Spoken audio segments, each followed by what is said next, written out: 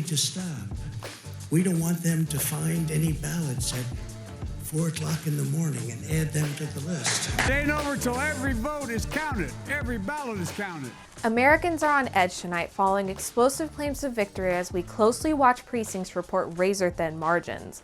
Record-breaking turnout and early voting is overwhelming our election process in the midst of a pandemic. Hello and welcome to Florida Focus. I'm Cheyenne Pagan. And I'm Trevor Lloyd. Voting in this historic 2020 election is now done, but the counting is far from over. Right now, ballots are still being counted across the country. But we just learned that Joe Biden broke the record for the most votes ever cast for a U.S. presidential candidate. Florida got a head start opening and processing ballots weeks before Election Day.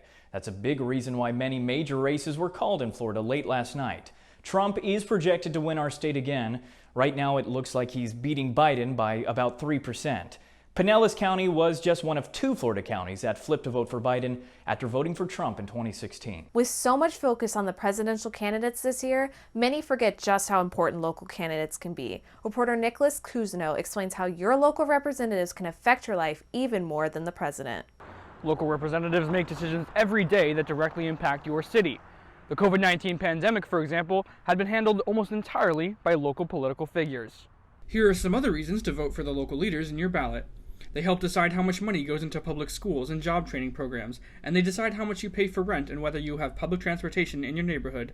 They have the power to hold law enforcement accountable and decide what happens to refugees and immigrants. These are the local major candidates that Floridians just elected to represent them. Incumbent Charlie Crist beat his Republican opponent Anna Paulina Luna in the congressional race in Pinellas. Republican Vern Buchanan beat Margaret Good in District 16.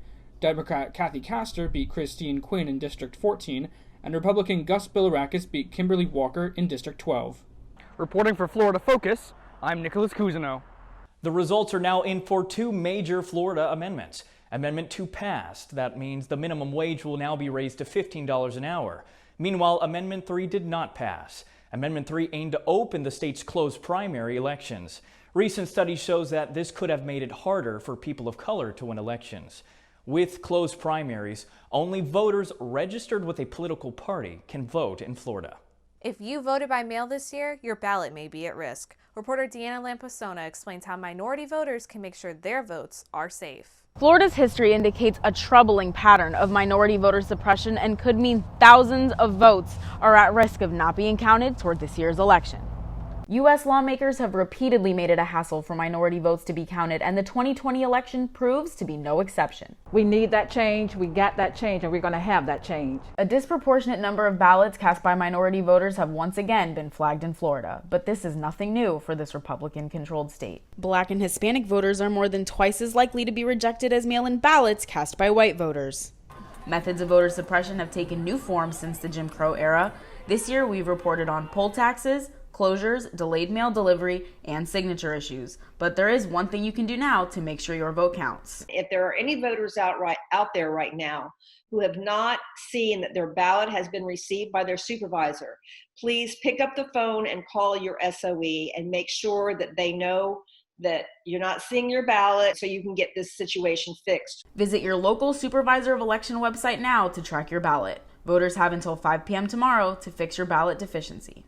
Every vote counts. This election, make sure yours does. Reporting in Tampa, I'm Deanna Lampasona.